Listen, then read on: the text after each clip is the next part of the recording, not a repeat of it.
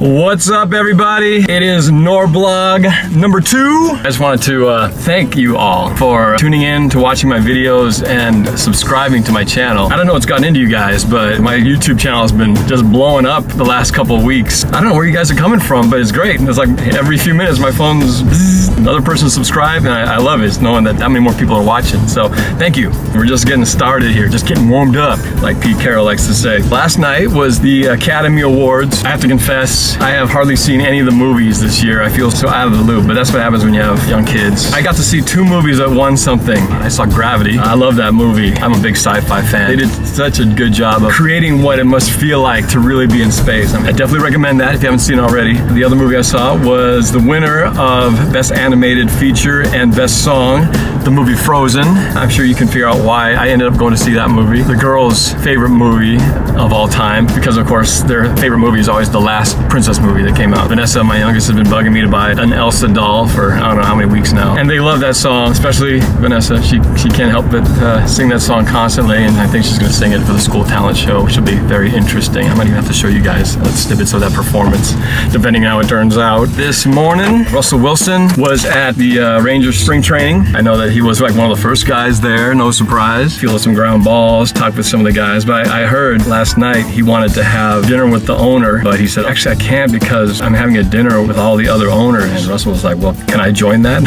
Because he wants to be a future owner sometimes. So apparently he went, and it was a pretty cool deal. Got to sign a lot of autographs for them and just talk business. And man, Russell Wilson, man, that guy never ceases to amaze. Russell Wilson! I love that guy. This is the first time I've actually ever owned a player jersey. I always get just the number 12 usually, but his personality and his character, I just thought I need to get his shirt because I really like that guy. I'm very lucky that he's quarterbacking our Seattle Seahawks, you know what I mean? More power to you, Russell. Go get him, man. Anyway, March 8th is when free agency officially begins. That's when the players who are free agents can start talking to other teams. Somebody asked me, how does the salary cap work? And I was like, you know, I'm not sure. I need to check that out. The cap is the amount of money a team can spend up to $133 million, okay? The ones who are the biggest conversation pieces right now who are being let go, that would be Sidney Rice and Red Bryant.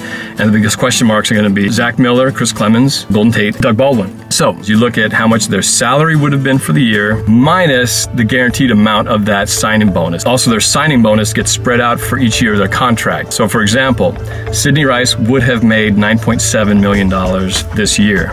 But by releasing him, they let that 9.7 off the books, but they still have to pay him $2.4 million because of the guaranteed signing bonus. So 9.7 minus 2.4 equals $7.3 million that they're saving. Red Bryant, his salary would have been $8.5 million this year. He had a $3 million signing bonus that he has to get paid. So 8.5 minus 3 million is $5.5 million that they're saving by letting him go. All right, so now the ones who have not been let go yet, but are probably on the chopping block, we got Zach Miller.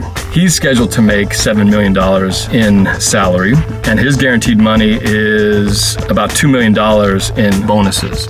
So if you let Zach Miller go, they're saving $5 million bucks. Because all these contracts, they always load them up on the back end, so they pay most of the money at the end if they decide to keep them. But usually that's what happens. They get let go because they don't want to pay that big chunk of money at the end of their contract. So one last one here is Chris Clemens. His would have been $9.6 million, and he's got 2.1 in bonuses. You take 9.6, subtract 2.1 million in guaranteed money. Oh, look at that, another subscriber. Hey, thanks. $7.5 million is what they saved by letting go of Chris Clemens. You can go down to every player and see exactly how much they are going to cost to keep them on the team. But what is it, 5 days away? 5 days away to free agency. Who gets let go, who they think they can pick up, and see what this team is gonna look like. But it's gonna definitely be different in a couple of positions. But at least we've got our franchise quarterback, and that's a lot more than a lot of other teams out there can say. I think about the Raiders, the Vikings, Cleveland Browns. Those guys have troubles. We're very lucky. We don't have to worry about that. It's been pretty cool actually seeing on the channel a lot of other teams fans. There's even been some 49er fans on there, and they were actually, I was impressed. There's some pretty classy people in there. But of course, over time, I knew that, you know, the haters would eventually seep their way in, as they always do. But that's okay. Keeps it fun. Throw some spices into the mix. Shake the beehive up a little bit. And I'm all cool with that. I mean, we got the Lombardi and hanging in the trophy case, so pretty much I feel bulletproof that whatever you throw at me, sticks and stones, it's not gonna hurt. A lot of buzz about Seattle Seahawks cheated in the Super Bowl or the NFC Championship. I don't know which one they're saying we cheated on. They're saying we cheated. One guy's saying, oh yeah, we're gonna get your trophy's gonna be stripped away. Talks about that conspiracy theory. The games were fixed. I'm just like, come on, let it go. Let it go, let it go. Sometimes you just gotta say, look, we got beat, all right?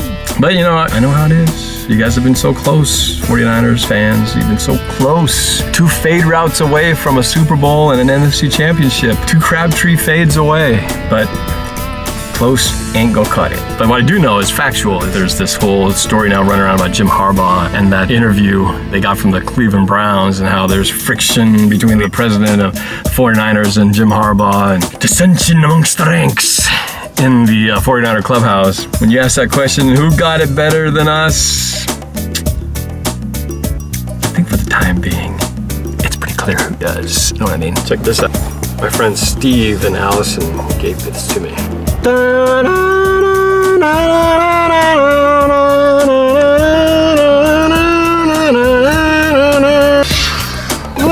Look who's back. The biggest Seahawks fans. Who wants to hold the 12th man flag? Who wants to eat some chocolate? Me. How about you, Sophie? Funny. Who's your favorite Seahawks player? Russell Wilson. Russell Wilson. Say hi, Nessa. Hello. Vanessa's gonna do a Marshawn Lynch imitation. I'm all about that action, boss. I'm all about that action, boss. Ah! Here. Go sit. You spit, Daddy.